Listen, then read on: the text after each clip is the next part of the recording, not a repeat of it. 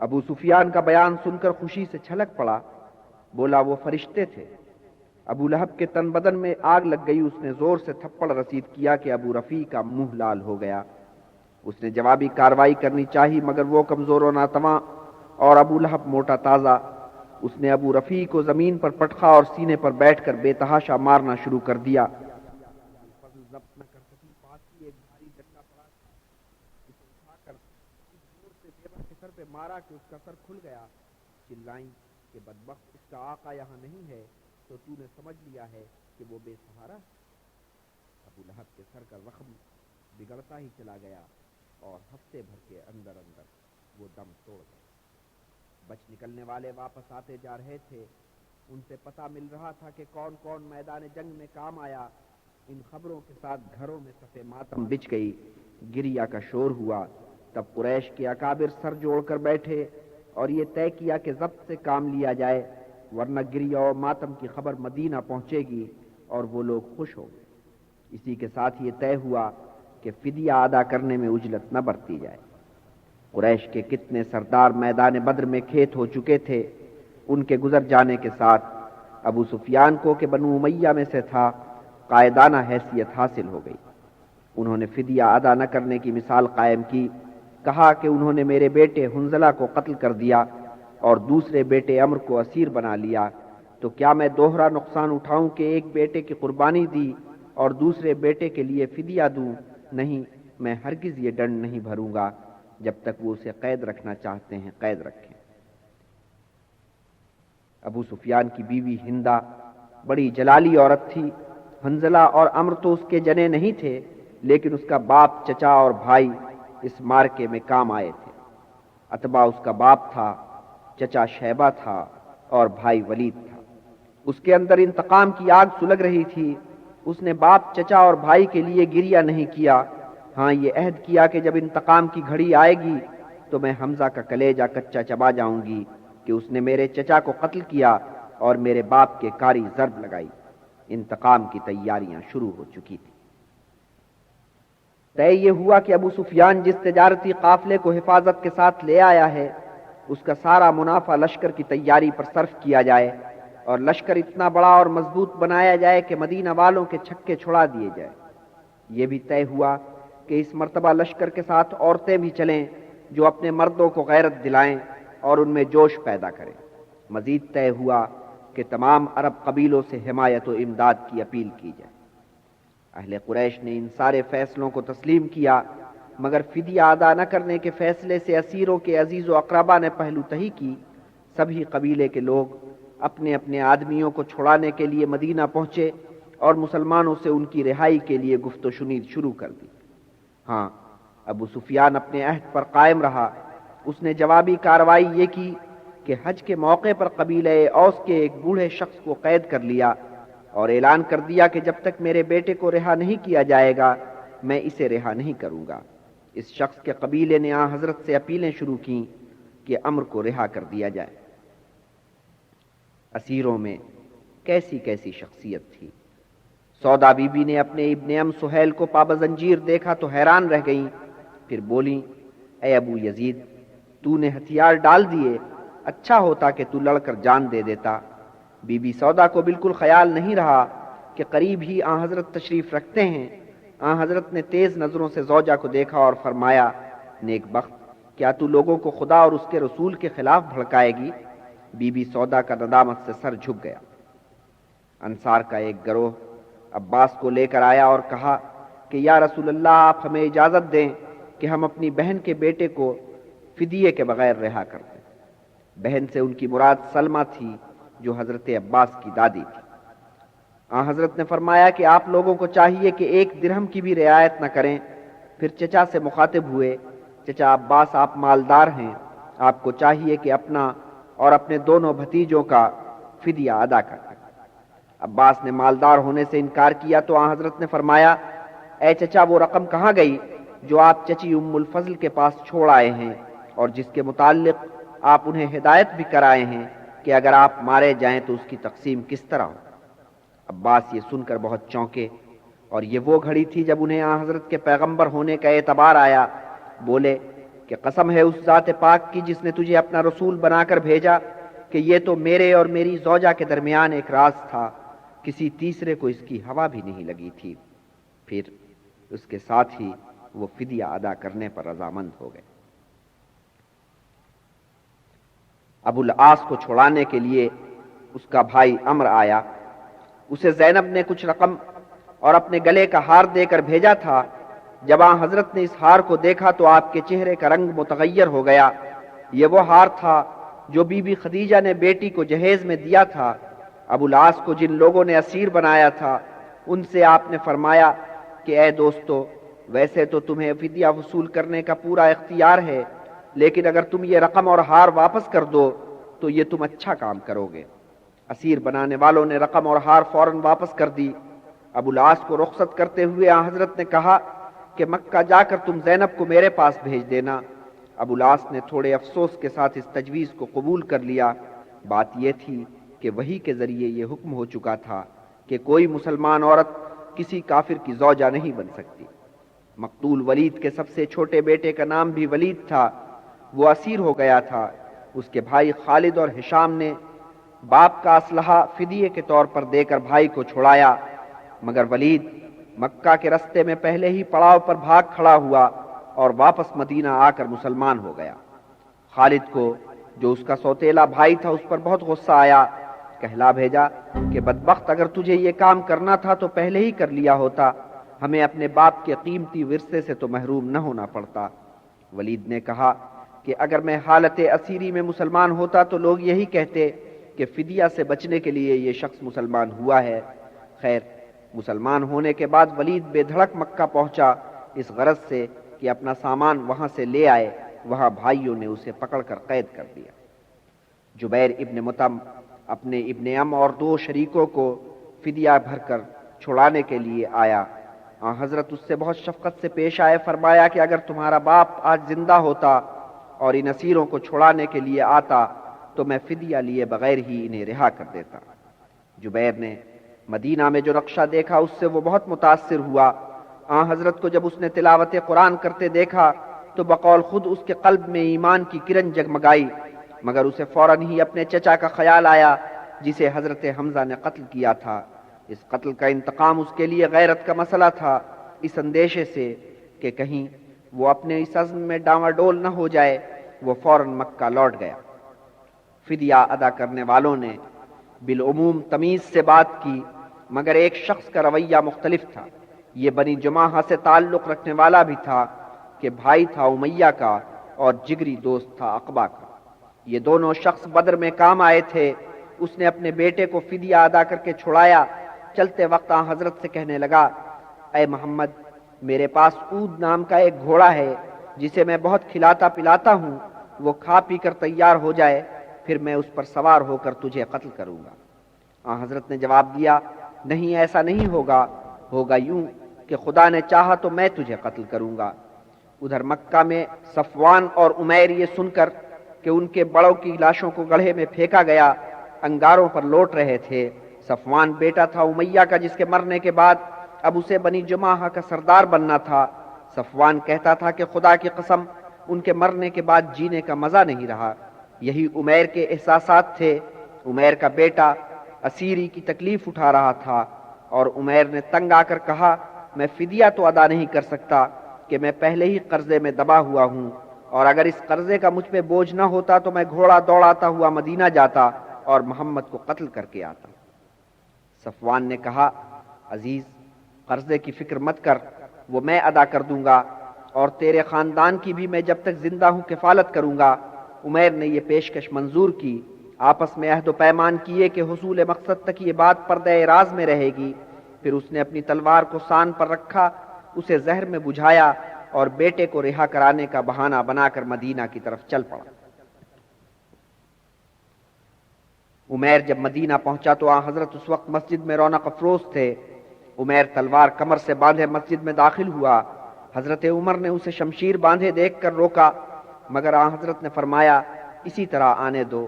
وہ آیا تو حضرت نے فرمایا، اے عمیر، اپنے آنے کا مقصد بیان کر۔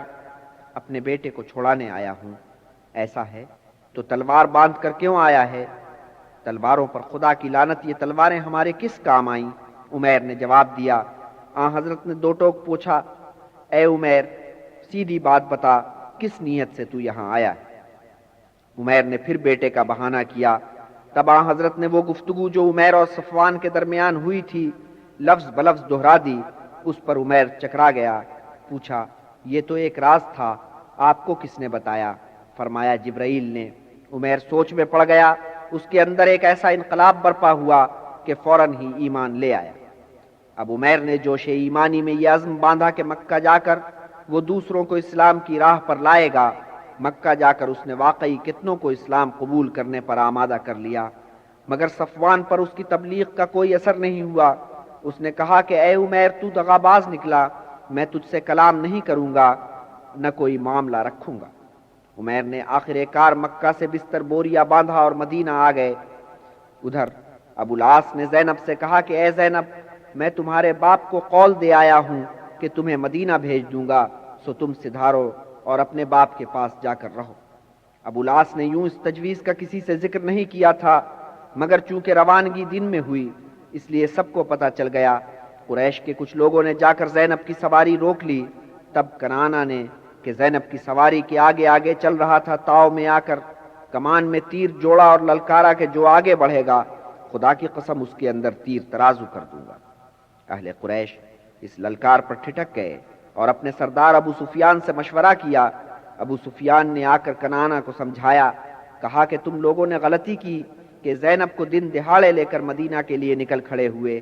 تمہیں پتہ نہیں ہے کہ محمد کے ہاتھوں ہم پر کیا افتاد پڑی ہے اور ہمارے دل کتنے زخمی ہیں۔ زینب کے یوں علل اعلان رخصت ہونے کا مطلب یہ ہے کہ ہم جھک گئے ہیں۔ جانے ناتواں کی سوگند، ہم بیٹی کو باپ سے جدا نہیں کرنا چاہتے، لیکن یہ کام ذرا سلیقے سے کرو۔ اس وقت تو اس بی بی کو واپس مکہ لے چلو، جب تھوڑے دن گزر جائیں اور یہ معاملہ ٹھنڈا پڑ جائے پھر کسی شب خاموشی سے اسے یہاں سے لے جانا۔ یہ تجویز قبول کی گئی۔ تھوڑے دن بعد کنعانہ نے ایک رات بہت خاموشی کے ساتھ اس بی بی کو مکہ سے دور ایک وادی تک پہنچایا۔ وہاں منصوبے کے مطابق زید پہلے سے موجود تھے۔ وہ بی بی کو حفاظت کے ساتھ مدینہ لے گئے۔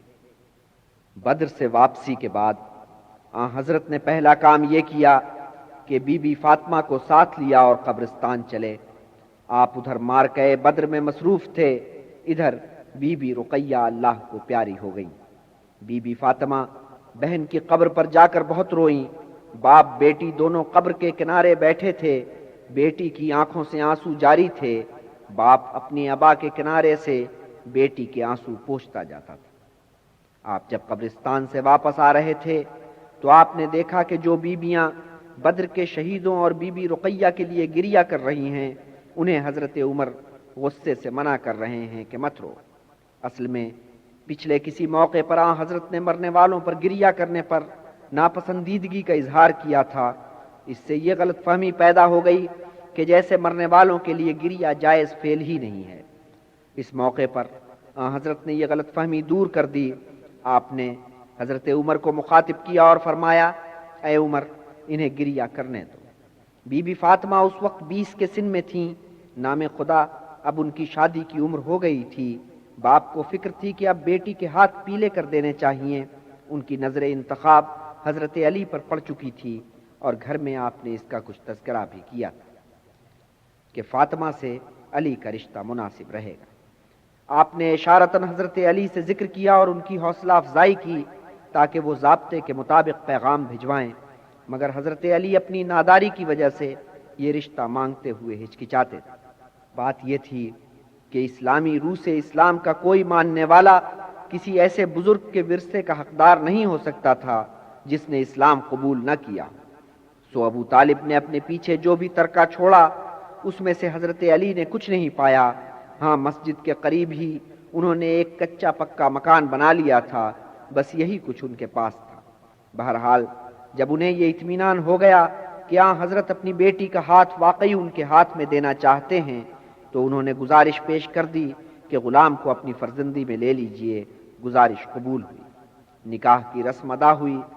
حضرت نے اس شادی کے موقع پر ایک دعوت کا اہتمام کیا، ایک دمبا ذبح کیا گیا، کچھ انصار تحفے میں اناج لے آئے۔ ابو سلمان کہ دولہا دلہن دونوں چچازاد بھائی تھا، ہاتھ بٹانے اور مدد کرنے کے لیے بہت بےتاب تھا۔ اس کی ایک وجہ یہ بھی تھی کہ حضرت علی کے والد ماجد نے اس کی بہت مدد کی تھی، اور جب ابو جہل اور قبیلے کے دوسرے دشمنان اسلام اس کے پیچھے پڑے تھے تو انہوں نے اسے پناہ دی تھی۔ دوسروں کے کھانے پینے کا آپ بہت خیال رکھتے تھے، جن لوگوں کے پاس پیٹ بھرنے کے لیے کچھ نہ ہو ان کا خاص طور پر خیال رکھتے تھے، اور ایسے لوگوں کی تعداد دن بدن بڑھتی چلی جا رہی تھی۔ مسجد کا ایک گوشہ ان نوواردوں کے لیے مخصوص کر دیا گیا تھا، جن کے پاس نہ سر چھپانے کے لیے جگہ تھی نہ پیٹ بھرنے کا سامان تھا۔ یہ لوگ اصحاب صفہ کہلاتے تھے، اس وجہ سے کہ ان کے لیٹنے بیٹھنے کے لیے مسجد میں پتھر کا ایک چبوترا بنایا گیا تھا، اور چونکہ مسجد خانہ نبوت ہی کی توسیع تھی، اس لیے آپ اور آپ کے اہل خانہ ان کے قیام و طعام کو اپنی ذمہ داری جانتے تھے۔ یہ وہ لوگ تھے جو اسلام کا پیغام سن کر اور آن حضرت کی تعلیمات سے متاثر ہو کر عرب کے قریب و دور کے قریوں سے کھنچ کر آئے تھے۔ مارکہ بدر کی خبر پھیلی تو آمد کا سلسلہ اور بڑھ گیا۔ وہ پہننے اوڑھنے کھانے پینے کے معاملات سے بے پرواہ تھے، ان کی خبر گیری آن حضرت نے اپنے ذمے لے لی تھی۔ شادی سے پہلے بی بی فاطمہ اصحاب الصفہ کی خیر خبر رکھتی تھیں، وہی ان کے کھانے پینے اوڑھنے پہننے کا انتظام کرتی تھیں۔ گویا انہیں کام کاج کافی کرنا پڑتا تھا، مگر شادی کے بعد جو محنت مشقت انہیں کرنی پڑی اس کا باپ کے گھر میں تو وہ تصور بھی نہیں کر سکتی تھیں۔ باپ کے گھر میں ان کا ہاتھ بٹانے والے بہت تھے۔ بہن ام کلثوم، پھر ام ایمن تھیں کہ گھر کے کام کاج میں ان کا ہاتھ بٹاتی تھیں۔ ام سلیم نے اپنے 10 سالہ بیٹے انس کو آن حضرت کی خدمت کے لیے بھیج دیا تھا۔ یہ لڑکا اپنی عمر سے بڑھ کر کام کرتا تھا۔ ادھر اس کی ماں اور اس کا دوسرا شوہر ابو طلحہ دونوں دل و جان سے حاضر تھے، کسی کام میں انہیں عذر نہیں تھا۔ ابن مسعود نے تو اپنے آپ کو اس گھر کے لیے اس طرح وقف کیا تھا کہ گھر کے فرد بن گئے تھے۔ ادھر عباس نے مکہ پہنچ کر اپنے غلام ابو رفیع کو یہاں بھیج دیا تھا۔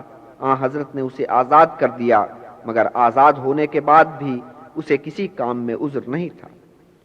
عثمان کی بیوہ خولہ بھی اپنے آپ کو اس گھر کی خادمہ جانتی تھیں، مگر حضرت علی کے گھر پہنچ کر بی بی فاطمہ کو بہت مشکل دن دیکھنے پڑے۔ اس گھر میں ان کا کوئی ہاتھ بٹانے والا نہیں تھا، ناداری میں گزر بسر ہوتی تھی۔ حضرت علی سقائی کا کام کر کے کچھ کما لیتے تھے، مگر اس کام میں کمائی بہت کم تھی، محنت زیادہ تھی۔ بی بی فاطمہ چکی پیس کر اس آمدنی میں تھوڑا سا اضافہ کر لیتی تھیں۔ ایک دن حضرت علی سے کہنے لگیں، چکی پیس پیس کر میرے ہاتھوں میں چھالے پڑ گئے اور کنویں سے ڈول کھینچ کھینچ کر میرے سینے میں درد ہونے لگا۔ حضرت علی نے تأمل کیا، پھر بولے، ایسا کیوں نہ کرو کہ اپنے بابا جان سے کوئی غلام مانگ لو کہ تمہارا تھوڑا ہاتھ بٹا دیا کرے۔ بی بی فاطمہ بہت سوچ بچار کے بعد اپنے بابا جان کے پاس پہنچی، مگر کوئی فرمائش کرنے کی ہمت نہ ہوئی، واپس آ گئیں۔ حضرت علی کے پوچھنے پر کہنے لگیں، مجھے غیرت آ گئی، فرمائش کرنے کی ہمت نہیں ہوئی۔ پھر حضرت علی بھی ان کے ساتھ گئے۔ بی بی فاطمہ نے جھجکتے جھجکتے اپنا احوال بیان کیا۔ آن حضرت نے جواب دیا، بیٹی، اصحاب صفہ کو آپ پیٹ پالنے کے لیے تو میرے پاس پیسہ نہیں ہے، تمہارے لیے کہاں سے لاؤں؟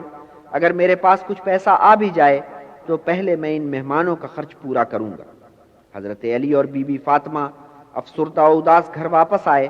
سونے لگے تھے کہ دروازے پر دستک ہوئی، اس کے ساتھ ہی آن حضرت کی آواز آئی۔ اندر آنے کی اجازت طلب کر رہے تھے، دونوں اٹھ کھڑے ہوئے، بڑھ کر آن حضرت کا خیر مقدم کیا۔ آن حضرت نے انہیں بیٹھنے کو کہا، خود بھی بیٹھ گئے۔ فرمانے لگے، جو تم نے مجھ سے طلب کیا کہو تو میں اس سے بہتر چیز تمہیں عطا کروں۔ ضرور بابا جان، یہ وہ کلام ہے جو جبریل امین نے مجھے تعلیم کیا تھا۔ ہر نماز کے بعد 10 دفعہ سبحان اللہ کہا کرو، 10 دفعہ الحمدللہ اور 10 دفعہ اللہ اکبر، اور جب سونے لگو تو انہی کلمات کا 30 دفعہ ورد کر لیا کرو۔ حضرت علی بعد میں کہا کرتے تھے کہ میں نے اس دن سے اسے اپنا ورد بنا لیا، پھر ایسا کبھی نہیں ہوا کہ میرے اس ورد میں وقفہ آیا۔ بی بی فاطمہ کا گھر خانہ نبوت سے زیادہ دور نہیں تھا، مگر آن حضرت کی خواہش یہ تھی کہ ان کی نور نظر ان کی نظروں کے سامنے رہیں۔ آپ کی یہ خواہش جلد ہی پوری ہو گئی۔ شادی کے چند ماہ بعد کی بات ہے کہ حارث خزرجی کہ آپ کے دور کے رشتہ دار تھے، آپ کی خدمت میں آئے اور بولے، یا رسول اللہ، میں نے سنا ہے کہ آپ اپنی بیٹی کو اپنے قریب رکھنا چاہتے ہیں، تو بنی نجار کے جتنے گھر ہیں ان سب کے مقابلے میں میرا گھر آپ کے گھر سے نزدیک ہے، یہ میرا گھر آپ کے حوالے ہے، اس میں جو ساز و سامان ہے اس میں جو آپ چاہیں رکھ لیں۔ حضرت نے اس عزیز کے لیے دعائے خیر کی اور بیٹی داماد کو لا کر اس گھر میں بٹھا دیا۔ یوں بی بی فاطمہ باپ کے بالکل قریب آ گئی۔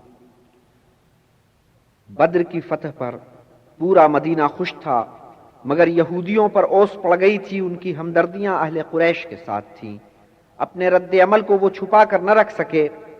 بنی نضر اور بنی قریظہ اور بنی قینقاع تینوں یہودی قبیلے مسلمانوں کی فتح پر بہت تل ملائے۔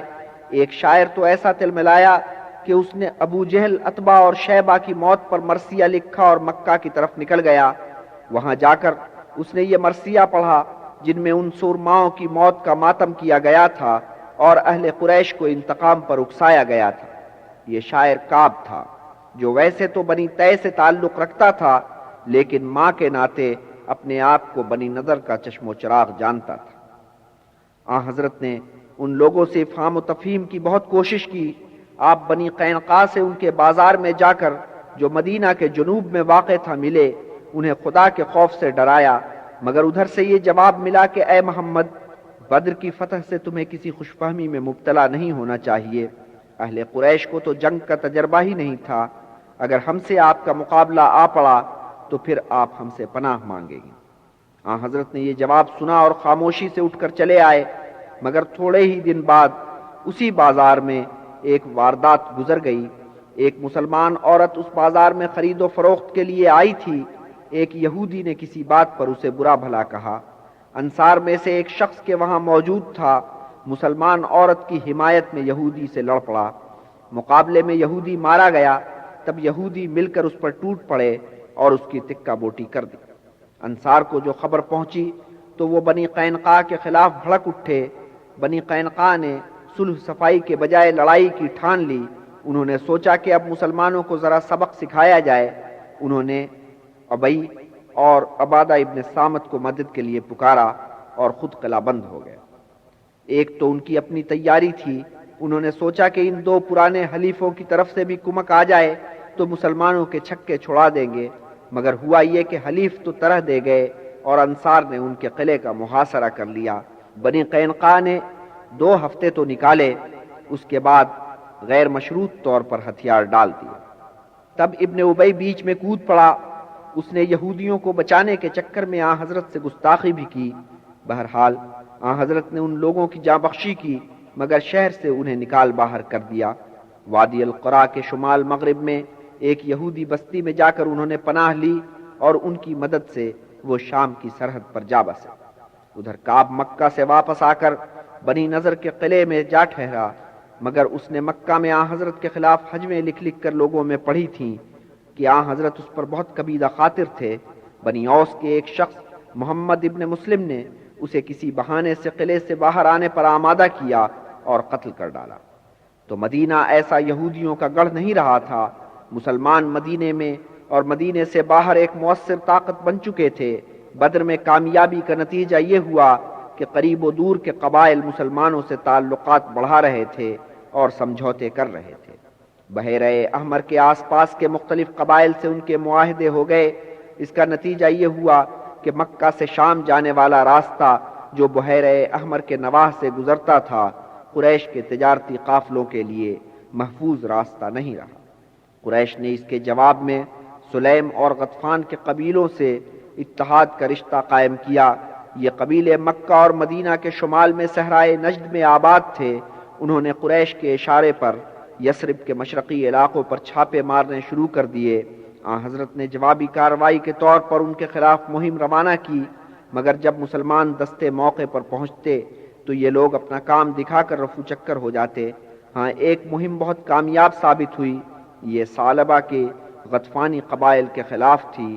حضرت اس مہم کے ہمراہ تھے۔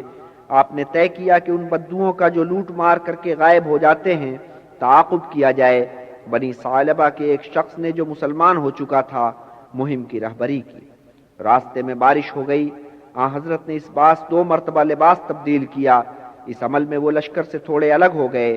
ایک درخت کے پاس پہنچ کر آپ نے اپنا بھیگا لباس خشک ہونے کے لیے درخت پر لٹکا دیا، خود درخت کے سائے میں لیٹ کر آرام کرنے لگے۔ دشمن چھپ کر مسلمانوں کی نقل و حرکت کا مشاہدہ کر رہے تھے۔ ایک دشمن ایمان نے دیکھا کہ آن حضرت ایک درخت کے نیچے لیٹے سو رہے ہیں اور اکیلے ہیں۔ یہ شخص محارب کے قبیلے کا سردار تھا۔ وہ لپک کر آیا اور تلوار کھینچ کر آن حضرت کے سر پر آن کھڑا ہوا، للکارا، اے محمد، آج تجھے میری شمشیر سے کون بچائے گا؟ آن حضرت نے آنکھیں کھولی، اس شخص کو دیکھا اور سکون سے جواب دیا، اللہ تعالی۔ اس شخص کے ہاتھ سے تلوار گر پڑی۔ آن حضرت نے وہ تلوار اٹھائی اور پوچھا، اب میرے وار سے تجھے کون بچائے گا؟ کوئی بچانے والا نہیں ہے۔ پھر بولا، اشہد ان لا الہ الا اللہ محمد رسول اللہ۔ کلمہ پڑھ کر وہ شخص مسلمان ہوا اور آن حضرت کے لشکر میں جا شامل ہوا۔ یہ سن 625 عیسوی کے اوائل کا ذکر ہے۔ جاڑوں کے دن تھے اور رمضان المبارک کا مہینہ شروع ہو چکا تھا۔ ابھی پچھلے مہینے بی بی حفصہ کی آن حضرت سے شادی ہوئی تھی، اور اب اس مبارک مہینے میں روزوں کی گہما گہمی میں بی بی فاطمہ کے ایک چاند سا بیٹا پیدا ہوا۔ آن حضرت نے اس کے کان میں اذان دی اور نام اس کا حسن رکھا۔ چاند نے ہلال کی صورت اپنا سفر شروع کیا اور بدر بن کر درجہ کمال کو پہنچا۔ 14ویں گزری۔ ایک دو دن بعد وہ دن آیا جس نے مارکہ بدر کی یاد دلائی۔ وہ دن بھی گزرا۔ رمضان کے آخری ایام تھے کہ ایک گھڑ سوار مکہ سے چل کر مدینہ پہنچا۔ وہ آن حضرت کے چچا عباس کا ایک سربمہر خط لے کر آیا تھا۔ خط میں خبردار کیا گیا تھا کہ 3000 کا ایک لشکر مکہ میں تیار کھڑا ہے، مدینے پر چڑھائی کے لیے بس چلا چاہتا ہے۔ اس لشکر میں 700 آدمی زرہ پوش ہیں، 200 گھڑ سوار ہیں اور اونٹوں کی تعداد اتنی ہی ہے جتنی سپاہیوں کی۔ سامان لے کر چلنے والے اونٹ اور وہ اونٹ جن پر عورتوں کے لیے ہودے آراستہ کیے گئے ہیں، وہ ان پر مستزاد ہیں۔ اس خط کے مدینہ پہنچتے پہنچتے لشکر مکہ سے چل پڑا تھا۔ ابو سفیان سردار لشکر تھا۔ وہ ہندا کو اور ہندا کے علاوہ ایک اور بیوی کو ساتھ لے کر روانہ ہوا تھا۔ صفوان بھی اپنی 2 بیویوں کو لے کر نکلا تھا۔ باقی سردار ایک ایک بیوی کو لے کر چلے تھے۔ جبیر ابن مطعم نے اپنے بجائے اپنے حبشی غلام کو، جس کا نام وحشی تھا، بھیج دیا تھا۔ وحشی بلا کا نشانہ باز تھا، اس کا نشانہ شاذ و نادر ہی خطا ہوتا تھا، اور جبیر نے اس سے کہا تھا کہ اے وحشی، اگر تو اپنے تیر سے محمد کے چچا حمزہ کو ہلاک کر دے اور اس طرح اس کے ساتھ میرا حساب چکا دے تو سمجھ لے کہ میں نے تجھے آزاد کیا۔ ہندا کے کان میں بھی اس بات کی بھنک پڑ گئی۔ جب لشکر کہیں پڑاؤ کرتا تو وہ وحشی کے پاس آتی یا اسے گزرتی دیکھتی تو کہتی، اے سیاہ فام، اے ابو الظلمات، اپنی پیاس بجھا اور سیراب ہو جا۔ اس عورت نے وحشی پر یہ جتا دیا تھا کہ اس کے آقا کی طرح وہ بھی حمزہ کے خون کی پیاسی ہے، اور جو شخص اس کی یہ پیاس بجھائے گا اسے وہ نہال کر دے گی۔ قریش کا لشکر پیش قدمی کرتا چلا آ رہا تھا۔ 1 ہفتے کی مار اور تھی، اس سے پہلے سارے دفاعی انتظامات مکمل کر لینے تھے۔ آن حضرت نے ایک انتظام تو یہ کیا کہ مدینہ کے نواح میں جو مسلمان آباد تھے ان سب کو ماں ان کی اونٹوں، گھوڑوں، بھیڑ بکریوں کے شہر کے اندر سمیٹ لیا۔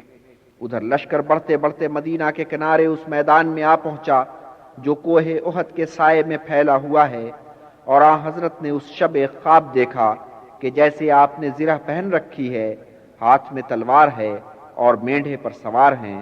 اپنی تلوار کو دیکھا کہ وہ ایک جگہ سے پچک گئی ہے، پھر دیکھا کہ کچھ گائیں ہیں جو ان کی اپنی ہیں اور وہ آپ کی آنکھوں کے سامنے ذبح کی جا رہی ہیں۔ صبح کو آپ نے یہ خواب اصحاب کو سنایا اور تعبیر یوں کی کہ میری زرہ بختر شہر مدینہ ہے، تلوار کے پچکنے کا مطلب یہ ہے کہ مجھے ضرب لگے گی، ذبح ہونے والی گائیں میرے کچھ رفقا ہیں جو شہید ہوں گے، باقی رہا وہ مینڈھا جس پر میں سوار ہوں تو وہ دشمن کے ایک دستے کا سردار ہے جو ہمارے ہاتھوں قتل ہوگا۔ آن حضرت کا خیال شروع میں یہ تھا کہ شہر سے نکل کر مقابلہ نہ کیا جائے۔ مہاجرین و انصار دونوں گروہوں میں جو تجربہ کار لوگ تھے وہ اسی خیال کے حامی تھے، لیکن جوشیلے نوجوانوں نے شہر سے نکل کر کھلے میدان میں مقابلے پر زور دیا، اور رفتہ رفتہ یہ کھلا کہ اکثریت اسی خیال کی حامی ہے۔ آن حضرت نے اکثریت کی رائے کو قبول کر لیا۔